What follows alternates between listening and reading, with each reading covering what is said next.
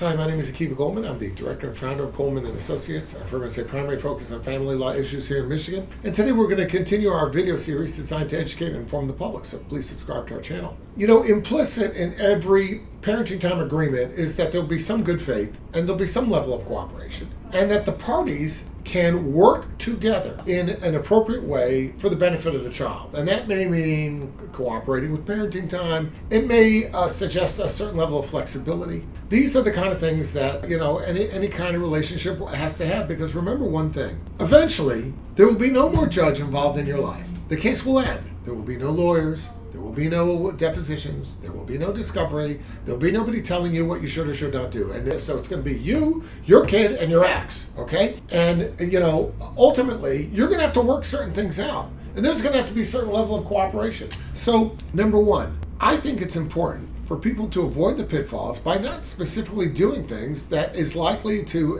enrage your ex. So if, for example, you know that your ex is very meticulous about the time, for example, of when pickup and drop off is done, don't intentionally try to be late constantly just to drive him or her crazy. Because remember, at the end of the day, you got to work with that person. So we oftentimes will be told, I don't know what to do. My ex always drops off the kids 15 minutes late. All the time. Yeah, there's a flimsy excuse about traffic, about this, but that. It's 15 minutes late all the time. He's supposed to be here at 6. I never see him before 6:15. So I tell him, well, I'll tell you what. Why don't we make the time 6:15? Why don't we do it that way? And that way he's always on time. He can pick up 15 minutes late. I mean, you know, because look, if you were to go to court and file a motion and say my ex is always 15 minutes late, the court will, number one, probably change the time anyway. And number two, the court will probably say, okay, you're 15 minutes late. I understand. It's very upsetting. Sir, what do you have to say about that? He said, Your Honor, I come from Monroe, okay? She's the one who moved. She created the scenario. I hit traffic all the time. She knows I work from 9 to 5. I get there as soon as I can. I try to leave work early.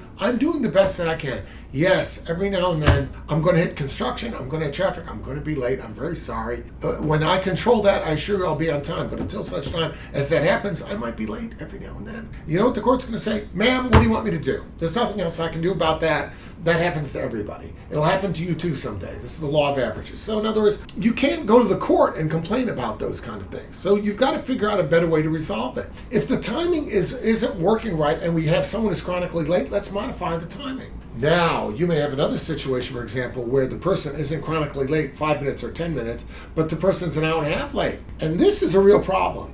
Because if you're waiting for someone to pick up your kid at 6 o'clock and they don't show up till 7:30, you have a kid in a coat with a backpack on for an hour and a half. It's interrupting dinner. It's interrupting the whole evening. It's not right. And no call, no nothing. That's a serious problem. If that happens multiple times, this is something that has to be brought to the attention of the judge. If they're chronically bringing the child home 2 hours late, which makes it so your day is interrupted, you're coming home early to make sure to be there, or the alternative, you're waiting at home and not going somewhere, waiting for the child to come home, and again, no call, no nothing, it's a real problem. And real problems are what the courts are for. The trick for parents is to figure out what's a real problem, what's something I can probably resolve without the need to bring it to the judge's attention.